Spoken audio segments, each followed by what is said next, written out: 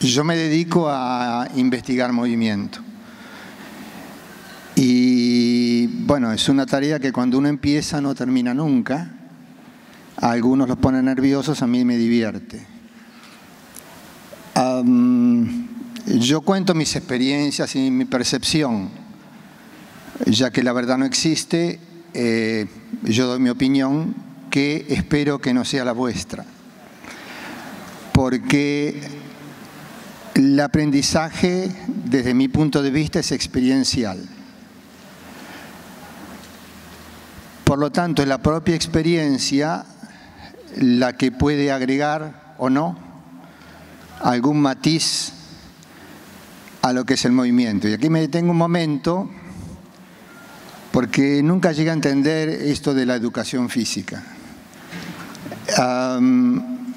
Hablar de educación física, y quizás me meta en un maremándum semántico más que en un concepto, implica que hay una educación que no es física. Lo cual implica que yo tengo un cuerpo, cosa en la cual no creo.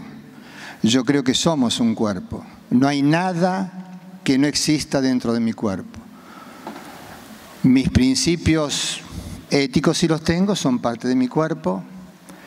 Mis pensamientos son parte de mi cuerpo.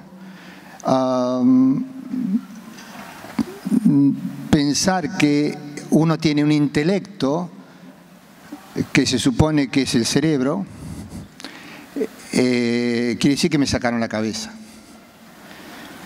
Cuando participo en programas escolares, donde se hablan de todos esos inventos como déficit de atención, hiperquinesia, y que los americanos se divierten en ponerle nombres ADH y esas cosas, yo me pregunté siempre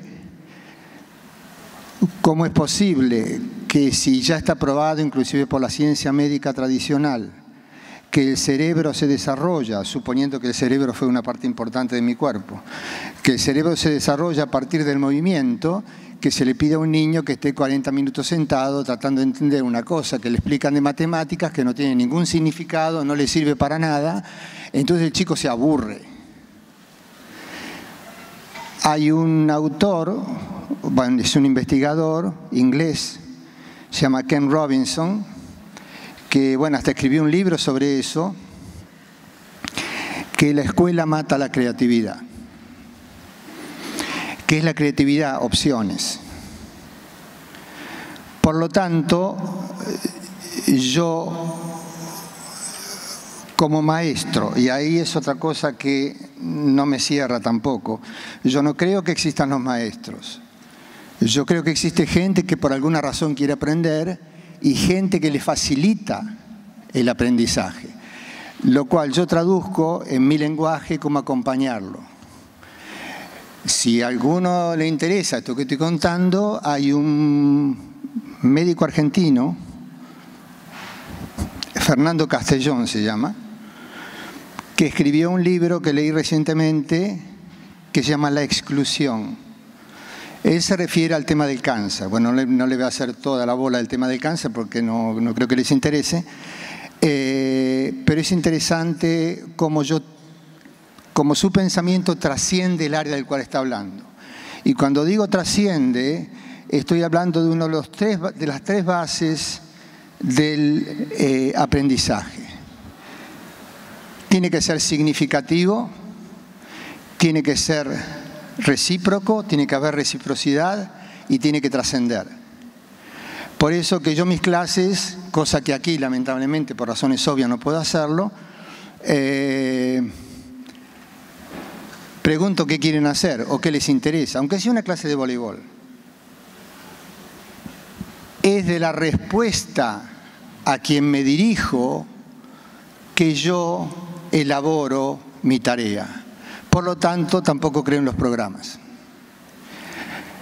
Como dijo una colega americana, pensar que yo puedo hacer un programa y una planificación anual para un grupo de personas, sea de lo que sea, implica que yo no admito que hay diferencias entre ellos. Entonces, el día que, espero que no, que la Tierra se poble de clones, ahí puedo poner un programa, porque el programa estandariza. Bueno, pero si no podés poner un programa, ¿cómo enseño? Y ahí me pongo a hablar del movimiento. ¿Te puedes poner de pie? Bueno, lamento los que están atrás y no pueden ver, pero mirá hacia allá. Bueno. Vos vas a empezar a caminar, pero yo digo stop, vos parás. ¿Ok? Empezá. Stop. Volvé. Adelantá solo un pie. Bien. ¿Con qué iniciaste? ¿Con qué parte del cuerpo iniciaste? ¿Con las piernas o con el pie? Con el pie, volvé. Hacelo lento. Stop. ¿Con qué iniciaste? Con la cabeza. Sí, pensando el movimiento. Ok, no lo pienses. ¿Okay? En el movimiento no se piensa. Sí. Hacelo de nuevo. Stop. ¿Con qué iniciaste? La cadera puede ser. Con la cadera. Bien. Volví a hacerlo. Ahí usaste músculo. Ok. El sistema muscular no está hecho para iniciar movimiento. Entonces, ¿cómo lo inicia? Él repitió 4 veces o 3 veces, encontró 4 puntos diferentes. Si no sabe de dónde inicia o de dónde puede iniciar, ¿cómo se puede mover económicamente? Mi tarea es preguntarle. Yo no tengo la solución, las soluciones me las están dando él, las de él, que no es la del al lado. Volver. ¿Sentís que estás apoyado sobre los 2 pies? O sea, que tu peso se equilibra en los 2 pies. Sí. ¿Está más en un pie que en otro? Está en los 2 iguales. Bueno, vos iniciaste con la derecha. Sí. Ok, empezá lentamente y fíjate qué pasa con el pie izquierdo. Stop, ¿qué hiciste ahí? Perfecto, primera solución, transferencia de peso. Ahora, transferí peso a la izquierda y da el paso. ¿Fue lo mismo que el primero? No. ¿Qué tiene que diferente? El peso hacia un lado para poder avanzar. ¿Y eso te gusta más o menos? ¿Te facilita o no te facilita? ¿O no tenés la más pálida idea? No, lo facilita el movimiento para poder avanzar. Te facilita. Bien. Ahora, vas a trasladar el peso hacia izquierda. No, pará. Mucho menos de lo que me mostraste ahora. Y vas a llevar la cadera derecha hacia atrás. ¿Qué hace la rodilla? Derecha. Se flexiona. Por lo tanto, la rodilla no se flexiona desde la rodilla. Se flexiona porque la cadera va hacia atrás. Y si yo dejo la rodilla en el lugar, pero la cadera va hacia atrás y la rodilla se queda, produzco una flexión. Pero si ustedes toman como referencia el fémur, la parte proximal del fémur fue hacia atrás y dejó la parte distal del fémur adelante. Eso se llama contraequilibrio, segundo principio. Bien.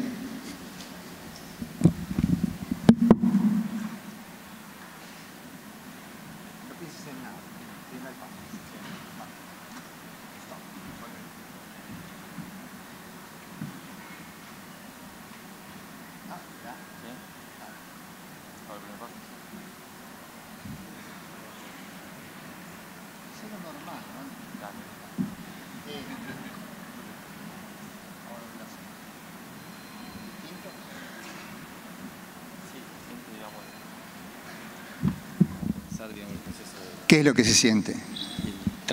El traslado del peso del cuerpo hacia un lado para poder avanzar el Y en el adelante, ¿es distinto igual que antes o no sabes? Y en realidad si lo pienso sí es distinto. No, para no lo poder... pienses, lo sentís. Y lo siento igual. ¿Lo sentís igual? Sí. Bien. Lo siento, o sea, el avance es el mismo también. El avance. Normal, eso, volver. ¿Qué cambió? Sí cambió. No, ¿qué cambió en la segunda vez? Cuando hiciste la última vez. ¿Qué cambió con respecto a las otras veces? No cambió nada. Bueno, cambió el largo del paso, cambió la velocidad del paso, la cabeza le osciló menos hacia los costados.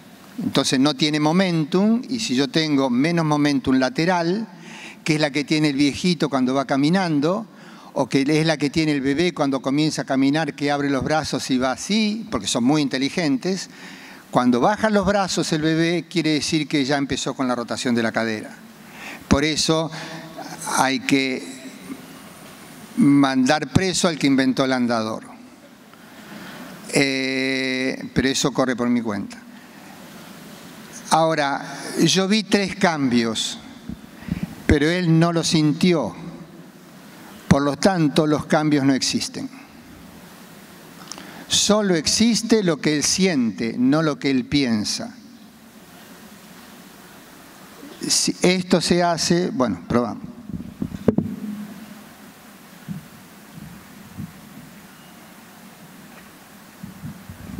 Generalmente, para que no piensen que en una clase de educación física hay que tirarle la camiseta a los chicos, esto se puede hacer o con las bandas elásticas, las que yo uso se llaman Teraband, no sé si existen aquí, las amarillas, las de muy poca resistencia, o si no, hay una tela elástica que lo utilizan la gente que hace tela, esas cosas acrobáticas, que se les pone adelante a los chicos y se le hace caminar percibiendo una ligera resistencia. Después voy a explicar qué estoy tratando de que él perciba o qué estoy facilitando en él que él perciba.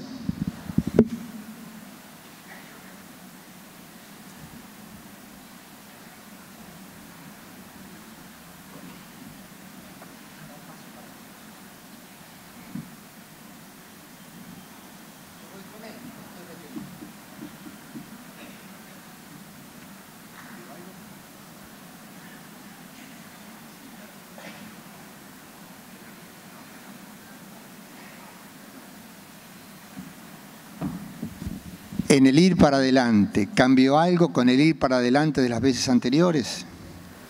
Sí, lo hizo más fluido. Más fluido. Ok. Él no lo sabe ni tiene por qué saberlo. Los movimientos hacia adelante vienen de atrás. Y los movimientos de hacia atrás vienen de adelante.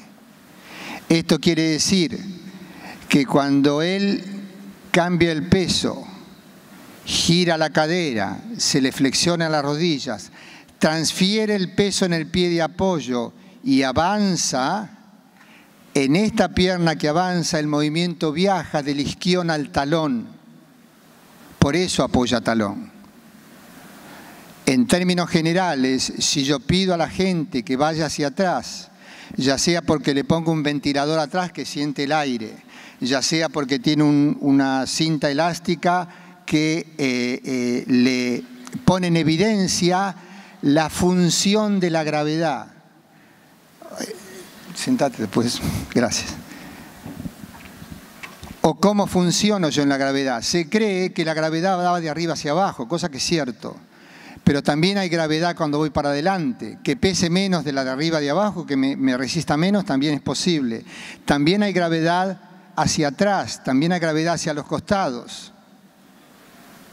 Solamente para abajo, si yo no empleo los músculos, yo uso la gravedad para dejarme ir hacia abajo. Por eso el bebé puede estar sentado, ir a squat profundo y subir, porque se deja ir en la gravedad. Evidentemente que tiene una flexibilidad en cadera, que los huesos no están consolidados, que tiene muchos más huesos que nosotros, porque algunos huesos no están todavía soldados, y pues 95% de líquido, mientras que el adulto es 65%. Esos son factores, pero lo que él negocia es que cuando va hacia abajo se deja ir por la gravedad. Un día escuché una charla o una conferencia de un muy buen entrenador de voleibol, que él decía que hacía sentadilla profunda para ir a las pelotas hacia abajo. Digo, oh Dios, ¿qué estás diciendo? Lo único que hacer es dejarse ir hacia abajo que llegás. Yo tuve la suerte de acompañar durante 3 años en participaciones puntuales a una española que es actualmente bicampeona europea, bicampeona mundial y campeona olímpica de bádminton, Carolina Marín. El entrenador es excelente, si no yo no hubiera podido trabajar con alguien o con un deporte el cual yo, desde el punto de vista del bádminton, no conozco. tenía unos niveles de análisis de la jugadora altísimos. Entonces había, después de haber observado una cierta cantidad de partidos, quiero aclarar que una campeona sea campeona de bádminton es como, y dicho con todo respeto, no sé, no sé qué puedo decir, que las guayanas salen campeonas de fútbol, una cosa así, una cosa completamente rara. Y si bien tiene condiciones, llega donde llegó porque el entrenador detectó esas pequeñas cosas, como dice la canción, que hacen los grandes cambios. Los grandes cambios están compuestos de pequeños cambios. Uno de los temas era que cuando ellos utilizan una pelotita chiquitita que tiene como unas ramitas, que le llaman volante, cuando la adversaria le tiraba una pelota cerca de red, ella tenía que ir abajo y tenía que devolver el balón de una manera que le diera tiempo para retroceder y siempre llegaba tarde. Como en bádminton no utilizan el revés, salvo en defensa, para el ataque, si yo soy diestro y la pelota va a izquierda, hacen toda una serie de movimientos de cadera con pasos cruzados y pegan ahí. Bueno, ella es zurda, le tiraban dos pelotas, 12 volantes sobre la derecha y ahí el otro ganaba el control del juego y le hacía el punto.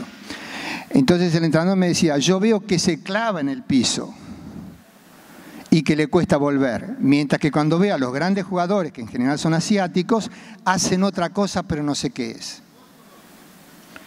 Entonces digo, bueno, a ella la vi, ahora mostrame un ejemplo al cual vos te referís.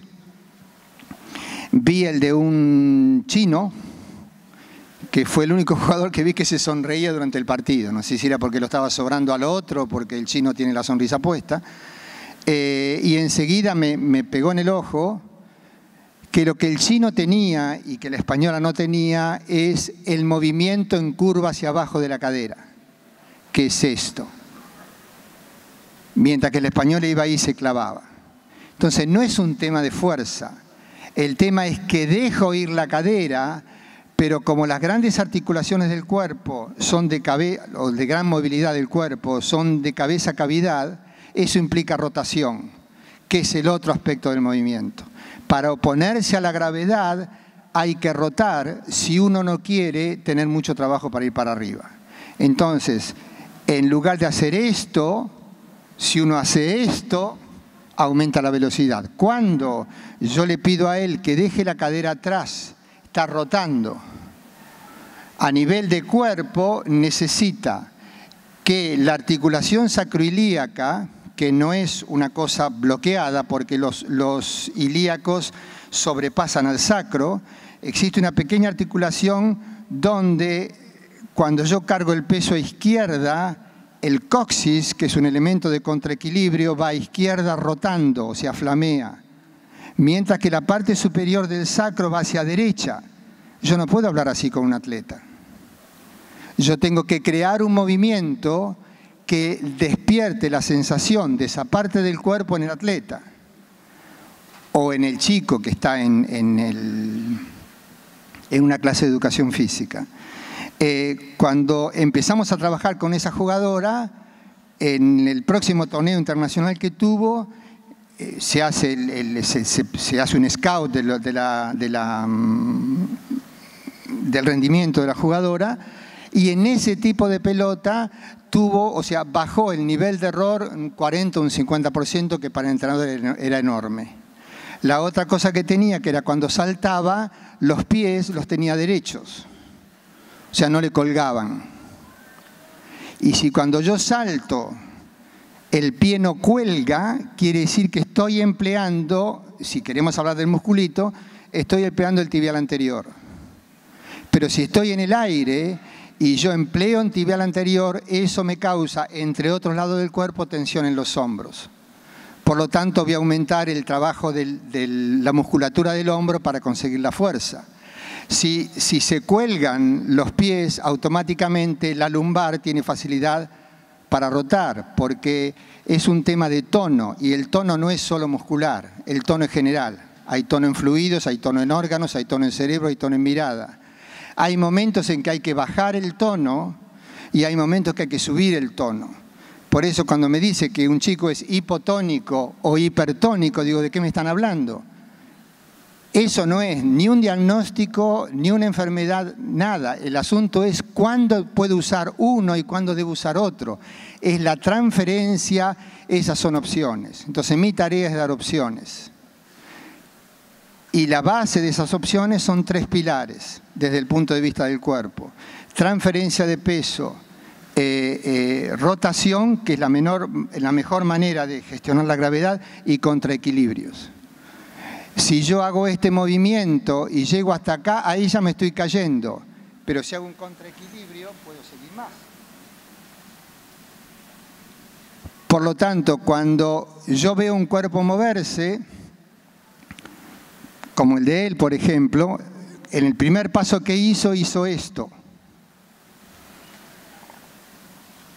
Y no movió los brazos. Si yo exagero, sin tener intención de mofarme de nadie, y camino como lo hace el primer paso porque lo pensó, sería esto.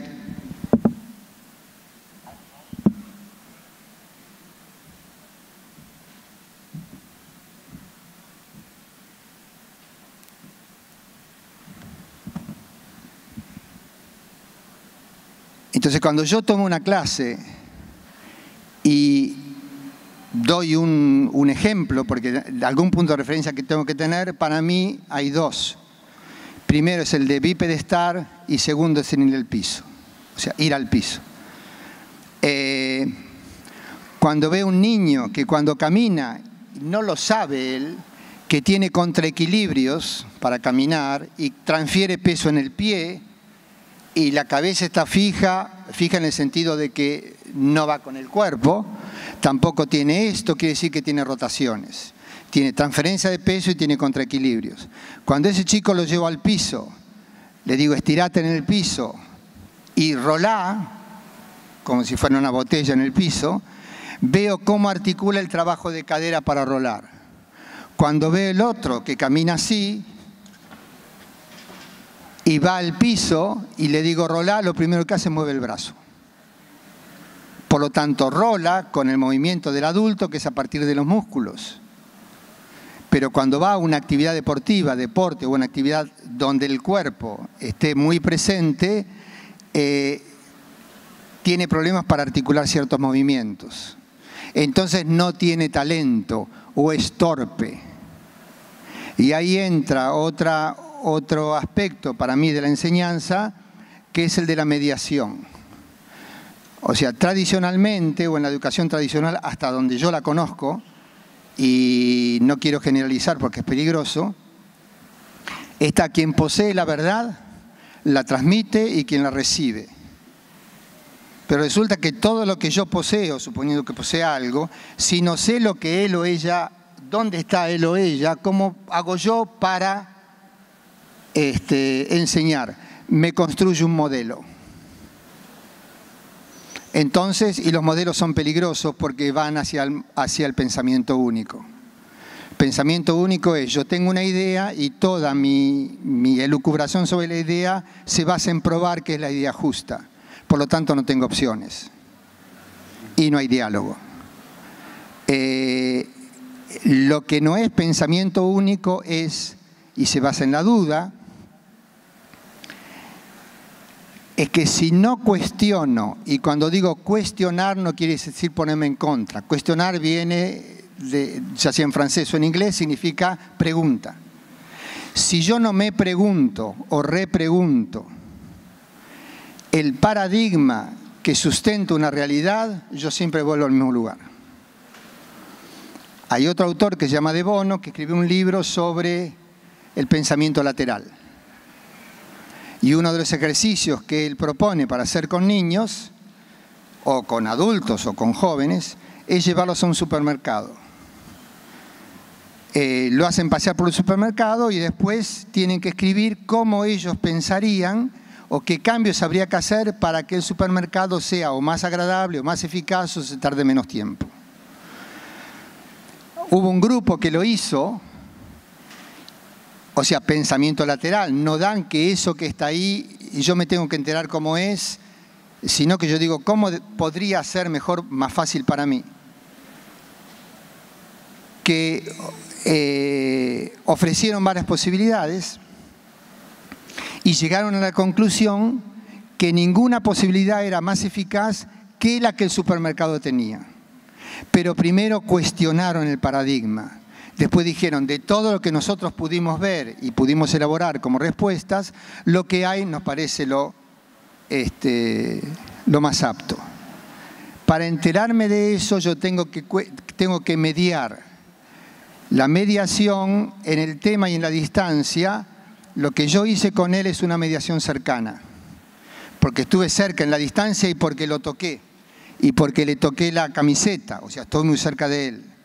La mediación a mediano, o sea que el mediador está en el centro del grupo.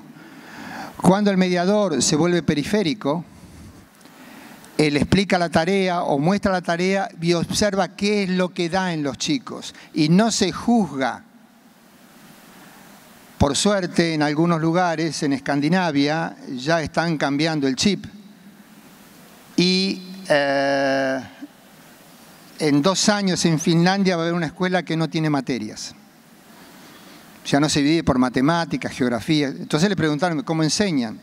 Tomamos un evento histórico. Y a partir del evento histórico, alrededor vemos cuáles eran las características de la matemática, cuáles eran las características geográficas, y se empieza a ver que hay conexiones. Por lo tanto, hay opciones. Yo por ahí me equivoco de los países, por eso no quiero nombrar. En otro país han suspendido los exámenes, o lo van a hacer. Se va a hacer una evaluación. Cuando hablo de evaluación no quiero decir que se aprueba o se desaprueba, que le pongo puntos. Eso no es una evaluación, eso es una clasificación. Evaluación es un inventario. Yo para tratar de mostrar lo que quería mostrar con él, primero lo hice mover. Y cuando él se mueve, yo le pregunto, ¿qué sentiste? Y me dice, nada, sé de dónde tengo que partir. Me dice, bueno, yo sentí que moví primero el pie. Le digo, el pie, la pierna. Evidentemente, cuando se habla de pierna, se debería hablar de pie. ¿Es que él me habló de pie o me habló de pierna donde incluyó el pie? Son preguntas que me hago. Pero si él no me da las respuestas, yo no sé por dónde seguir. Entonces, ¿qué hago? Saco el programa. Entonces, como dice Ken Robinson, la escuela es un lugar, habla de la escuela tradicional y no habla particularmente de alguna escuela o de algún país. La escuela en general yo la veo como un lugar donde se entrena al alumno para dar la respuesta que el programa dice que tiene que dar. Cuando yo hice mi primer entrenamiento, mi primer curso, era un verano completo, o sea, 2 meses, después era un mes en invierno y otros 2 meses en verano. Teníamos una evaluación al final. Entonces nos daban las preguntas de la evaluación escritas, eran 20. Teníamos que responder como máximo en 20 hojas. Y nos llevábamos las preguntas a casa. Y después, según consejo de ella, cada uno hacía lo que quería, 1 hora antes de presentarla, uno se sentaba delante de la computadora, agarraba cada respuesta y escribía lo que tenía que escribir. No había una sola pregunta que yo pudiera contestar sin que mi persona participara. Ejemplo, yo explico qué es la transferencia de peso. Bien, en uno que bipedesta, la transferencia de peso pasa en el pie. El pie tiene 26 huesos. Quiere decir que entre los 2 pies tengo 52. Las manos tiene 26 también. Tengo 104 huesos en los pies y las manos, que es la mitad de los huesos de todo el cuerpo. Alguna razón debe haber para que eso suceda. En el caso del pie, como yo calzo 45, que deben ser 28 o 30 centímetros, tengo el pie angosto, cómo eso sustenta 1,80 m de altura, que masa, dado a la gravedad, se transforma en 78, 80 kilos. ¿Cómo lo sustenta? Por transferencia de peso. El estar parado como igualar estar quieto no existe, porque eso es ser rígido. Cuando ponen a un chico y dicen no te muevas y prestar atención, lo ponen rígido. Y si lo ponen rígido, los ojos dejan de flotar. O sea, esto se pierde. Entonces lo ponen para adelante y lo ponen a dormir. No presta atención. Digo, no es que no presta atención, es inteligente. Porque no le interesa lo que estás explicando, no le interesa cómo lo estás explicando y utilizás uno de los dos tipos de atención, que es el que cuesta mucho y deja poco, que es la atención volitiva, que es la atención de los institutos escolares, es la atención de una clase de educación física, es la atención de un entrenamiento de un club, donde tenés que estar así. Está la otra, la involuntaria, que es la que deja mucho y cuesta poco. Ejemplo, cruzo la calle y me pegan un bocinazo. Yo salto, o para atrás o para adelante.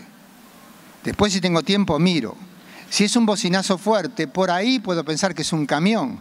Pero no me detengo y digo, a ver, el sonido vino de este lado. En general los camiones tienen una bocina bastante fuerte, debe ser un camión. Si el camión es grande me puede matar. Y bueno, cuando termino de pensar eso ya estoy en el cementerio. Yo salto, pero lo que es interesante es que cuando llego a la próxima esquina, antes de cruzar distraído, miro para todos los costados. ¿Cómo se lleva eso a una clase?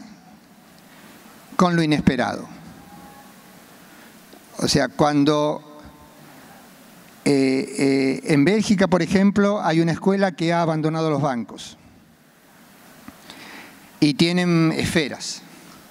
El chico está sentado sobre la esfera, o sea que constantemente el chico, mientras miran a la maestra, están haciendo así.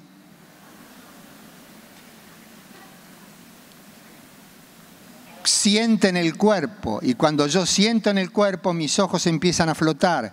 Y cuando mis ojos empiezan a flotar, mis oídos, que están conectados con los ojos, empiezan a percibir lo significativo de la frase de la maestra y no acordarse de memoria lo que dijo.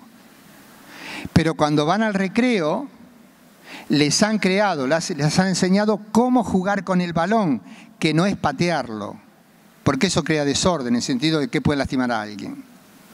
Entonces los chicos viven en la escuela sentados en una superficie lo suficientemente inestable como para que estén constantemente transfiriendo el peso. Y si yo tengo que ver una película haciendo esto, mi actitud no es lo mismo que si estoy así. Así me quedo dormido, así no me quedo dormido. Así está construido el ser humano. Entonces, hay un oncólogo argentino que cuando se dio cuenta que lo habían entrenado para dar un diagnóstico, después una pastilla, dijo, esto no es mi concepto de la medicina. Se llama Grabner-Logat.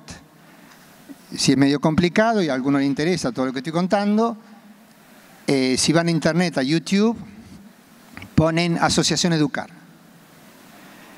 Él ha creado o ha desarrollado toda una idea que lo llama neuropsicoeducación. A veces los títulos me hacen reír cuando hablan, por ejemplo, de neurorehabilitación o de neuromovimiento. Yo no sabía que había movimientos que no fueran neuro. A menos que le corten la cabeza a un tipo, le saquen el cerebro y se puede seguir moviendo. Si no, el neuro está siempre, me guste o no me guste. Y la otra cosa es pensar que el cerebro es más importante que el resto. Cuando el cerebro siente dolor, el dolor estaba ahí hace un rato. O el concepto de la realidad. No puedo vivir en la realidad cuando la información externa o interna que influencia mi conducta tiene un tiempo de elaboración, aunque sean milisegundos. Quiere decir que cuando yo empiezo a accionar, lo que motiva mi acción ya pasó. Por lo tanto, yo vivo en mis percepciones y hay que darse tiempo en percibir. Y el tiempo en percibir no es ¿entendieron? Es decir, bueno, con lo que dije, hagan, no sé, esta cuenta, esta frase, lo que fuera. Si es grafismo, si es matemáticas, si es historia, etc. Cuando ellos dicen o devuelven la información, Lo que debería hacer el maestro es, me están dando información de dónde seguir. No es que este es burro y este es inteligente. Simplemente este tiene unos tiempos y unos intereses que no tiene el otro. Soy yo el que debo mediar. Y eso, si yo parto del principio que yo parto, que somos un cuerpo y no tenemos un cuerpo, la clase de educación deja de ser una clase de educación física. Es como, para mí es como decir la pelota redonda, con todo respeto de la pelota de los de rugby. En general, si como el argentino, el fútbol forma parte de la cultura cotidiana, uno dice pelota es redonda, no me digan la pelota redonda. Existe la educación que implica el cuerpo siempre, aún la que se cree que no es física, esa tiene que tener más cuerpo que la otra. Porque en la educación física o en el deporte, el cuerpo no es el instrumento. El cuerpo es la razón, es el sujeto y el objeto de ese aprendizaje. Pero cuando leo un libro también. Yo no sé por qué razón, ni me interesa mucho, cuando leo y estoy cansado, pero el niño o el bebé nunca hace lo que no puede hacer o lo que no debe hacer. Dice no, llora, patalea y no lo hace. El adulto sí lo hace. Porque nos imponemos mandatos, ¿no? No, esto lo tengo que terminar. Bueno, ¿por qué lo tengo que terminar? Y no hay una fecha límite para terminar, pero yo me la pongo. Entonces sigo leyendo. Y llega un momento que me doy cuenta que llego a la última palabra de la línea y vuelvo a la primera. Después bajo a la otra, digo, acá la cosa va mal. Entonces lo que hago es, pongo un dedo delante, muevo la cabeza hacia la izquierda, pero mis ojos se quedan en el dedo. Y después hacia la derecha. Si ustedes vieran mis ojos, van a ver que estando los ojos fijos, cosa que no es cierta, y muevo el contenedor, que es el cráneo, el ojo se acerca a la comisura interna y a la externa, de acuerdo hacia dónde vaya. Si yo fijo la vista en ustedes y voy hacia allá, siento que este ojo va hacia la parte externa y está hacia la parte interna, y viceversa. Cuando existen síntomas de cansancio o síntomas de falta de interés, lo primero que hace el cuerpo es bloquea. Así como en la lesión el músculo se contrae, los ojos dejan de flotar adentro del cráneo. Pero eso es lo que el cerebro conoce. Lo que yo hago es muevo el cráneo alrededor de los ojos. Lo hago 4 veces. Vuelvo y ya cambio de rincón cuando vuelva. Porque son los ojos que no flotaban. Entonces un ojo estático hace esto o hace esto. Un ojo que flota baila de acuerdo a lo que necesita. Y cuando uno ve, sobre todo en la NBA, los grandes jugadores de básquet, si ustedes le ven los ojos, yo observé mucho a uno que se llamaba Johnson, que era un base. Que el tipo miraba para allá y daba la pelota para atrás, era uno medio gordito, pero una belleza como se movía ese hombre. Esos ojos flotaban y tenía los ojos como 2 huevos. Flotaban en su cabeza. Eso condiciona todo el problema. Cuando un chico está rígido, cuando un chico tiene mucha tensión en lanzar un balón, vayan a los ojos. Porque la tensión del ojo es la que transmite tensión en todo el cuerpo y lo que llaman no es coordinado. No puede haber chicos sin coordinación. Me tengo que ir. Bien. Bueno, ya me están echando, por suerte para ustedes. Vamos. No, acá. Sácate las zapatillas. Bien. Ahora, lleva el peso hacia los bordes externos de los pies. Despacito. De nuevo. ¿Qué hacen las rodillas?